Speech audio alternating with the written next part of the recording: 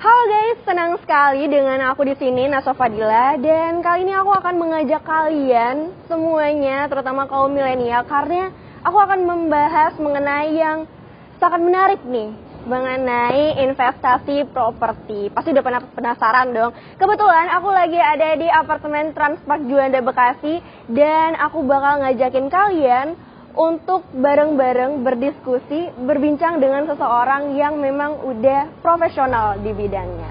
Pada penasaran kan? Yuk langsung aja ikutin aku. Let's go!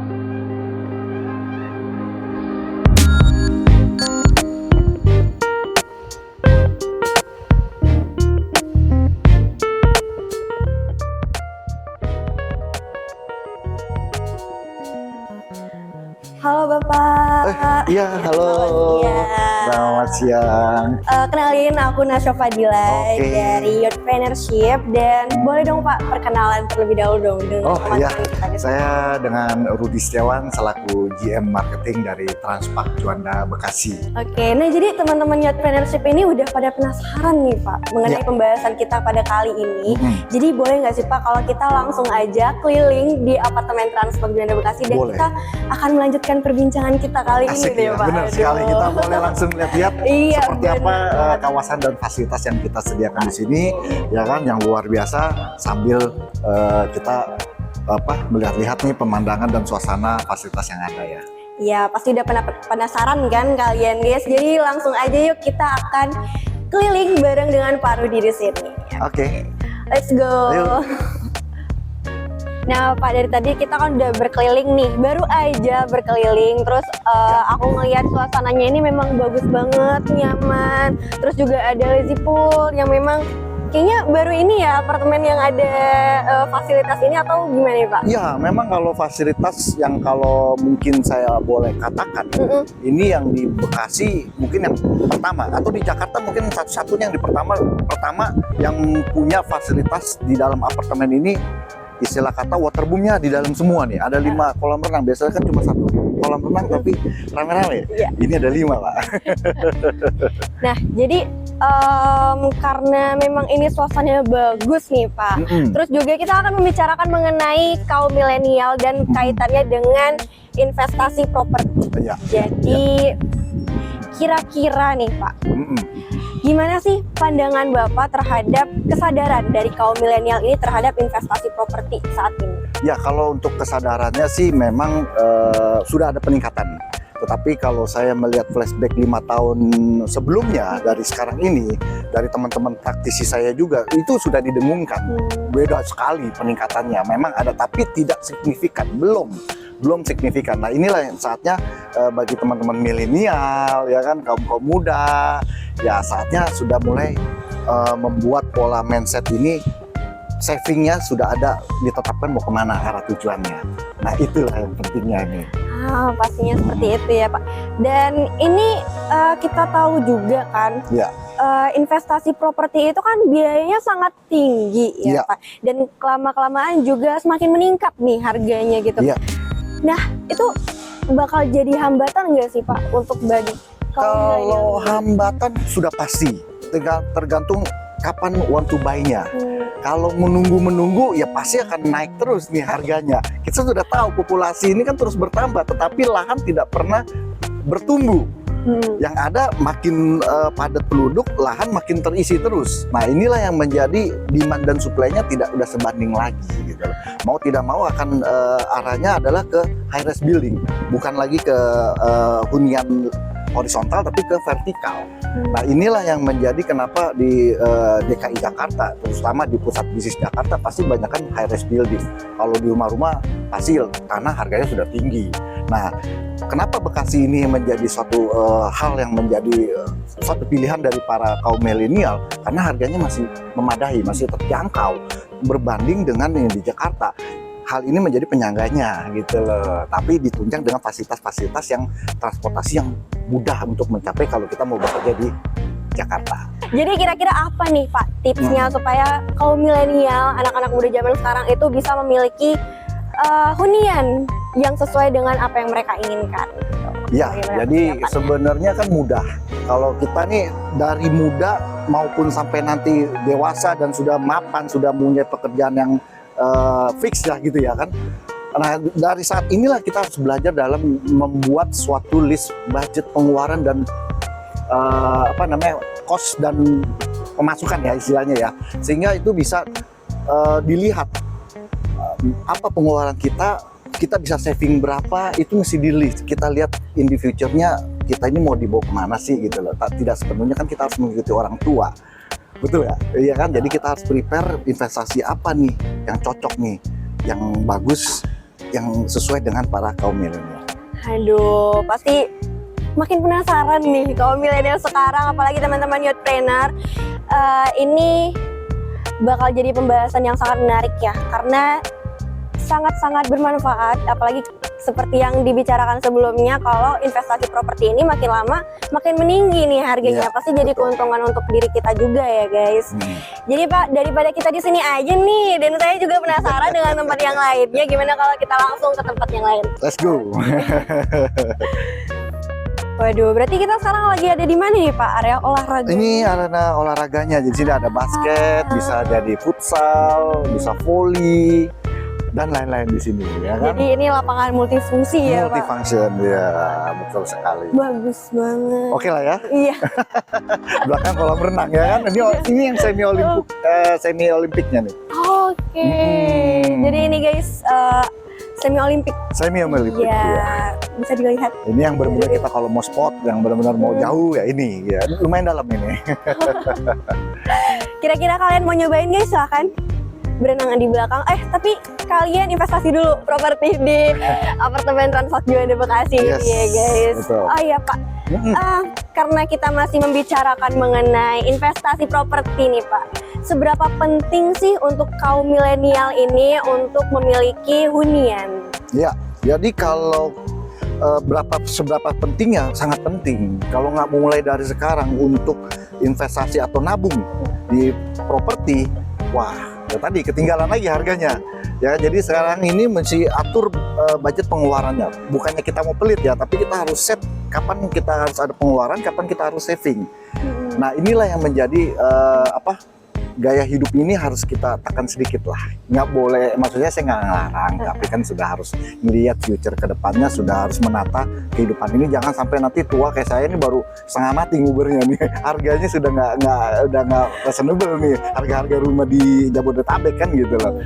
Jadi mumpung masih muda, bisa diperhitungkan dari sekarang. Yes. Nah, karena kita masih di area ini nih Pak, kira-kira dari apartemen Transfat Juanda Bekasi ini mana sih Pak yang cocok untuk kaum milenial? Karena dari kita sendiri tuh kan pinginnya harganya yang menarik juga nih, nggak cuma tempatnya gitu loh. Ya. Mau harga yang memang pas banget nih di dompet anak muda sekarang, Ya. dan tempatnya juga yang wah gitu, yang memudahkan kita semuanya. Nah, ini kan kita di sini kebetulan kalau Ibu melihat luar biasa nih fasilitas yang seperti ini.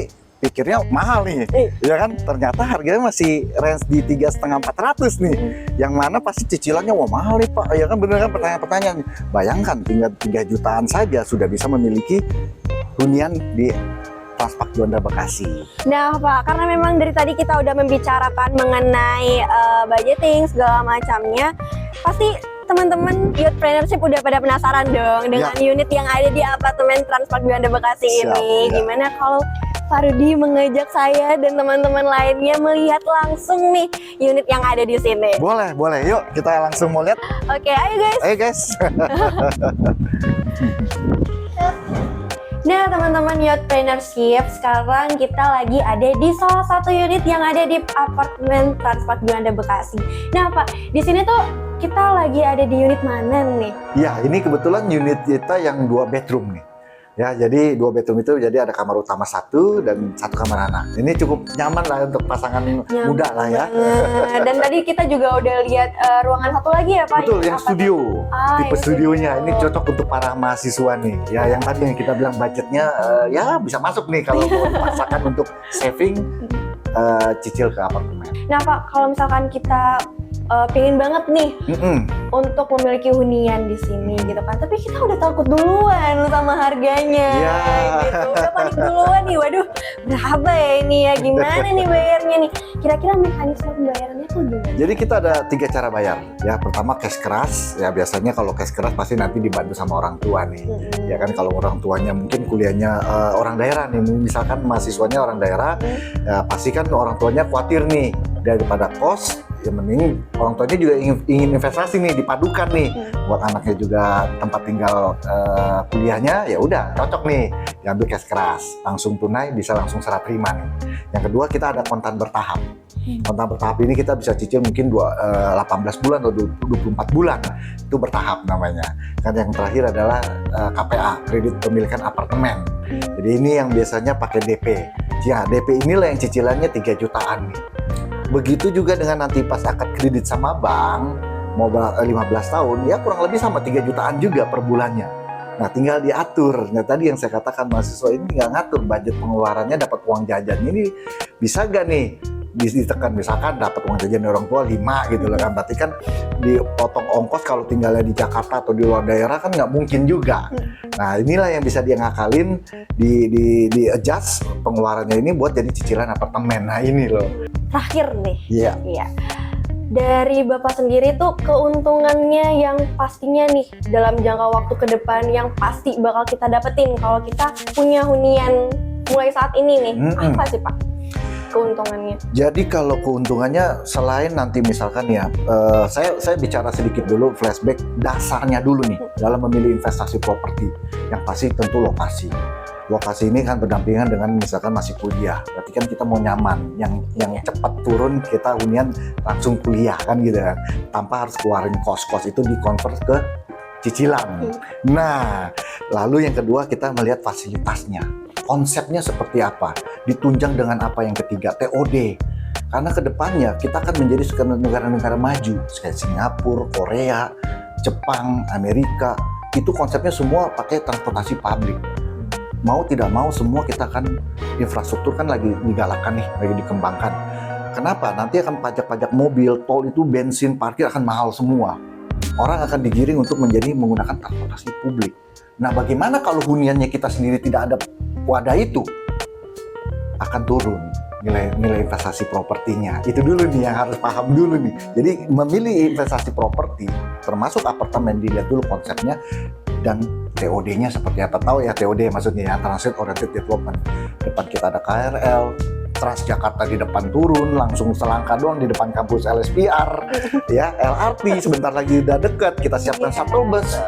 Bayangkan kita dengan kilometer aja 4.000 sampai 8.000 pulang pergi. Irit sekali, pakai mobil mana cukup, sehari bisa 100.000 kita. Jadi ini benar-benar menguntungkan karena lokasinya yang strategis, terus juga beberapa tahun ke depan ini bakal makin naik. Pastinya semua propertinya akan terus menaik Pak, Bu, gitu loh. Jadi kita harus menyiasatkan bagaimana nggak dari sekarang nih para kaum milenial mahasiswa sudah harus mencanangkan budget itu untuk investasi mulai dari sekarang, sehingga nanti begitu nanti menjadi pasangan baru untuk merit sudah ada dunia. Iya, dan ini sangat cocok untuk kaum muda karena kita kan udah lihat nih sama-sama ruangannya tuh seperti apa, tempatnya strategis yang bagaimana, kalau mau kemana-mana juga gampang dari sini. Kemudian bisa jadi passive income. Jadi ada capital gain, keuntungan terus naik dari harga propertinya. Yang kedua, kalau kita sudah tidak kuliah di sini terus kita mungkin balik lagi ke daerah atau kerja di Jakarta, yang di sini notabene masih generasi-generasi selanjutnya, ini menjadi yield-nya. Jadi bisa disewa-sewakan. Bayangkan itu kan jadi ATM-nya kita setiap bulan. Jadi pendapatan terus. Ya, karena nggak kayak dulu, apartemen nggak kayak dulu harus setahun, 2 tahun. Sekarang mau bulanan pun bisa, 3 bulan, 6 bulan pun bisa gitu loh. Nah inilah yang menjadi yang harus pikirkan benefitnya. Kan kita nggak selalu melihat fasilitas keuntungan seperti apa, tapi apa nih profit kita nih dalam waktu kita membeli properti, betul nggak? Ya itulah kuncinya. Nah, pasti teman-teman semuanya pada penasaran nih gimana sih cara memiliki hunian di apartemen Rempak Juanda Bekasi ini, bisa hubungin kemana sih Pak? Bisa langsung ke kantor marketing kami ya di Mall Transpak Juanda di lantai ground floor, sebelahnya Optik Melawai situ ya.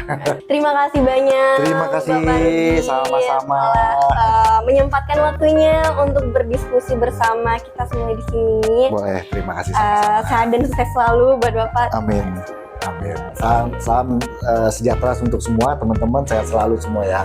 Amin. Oke guys, cukup sekian sampai di sini. Sampai jumpa lagi. Bye.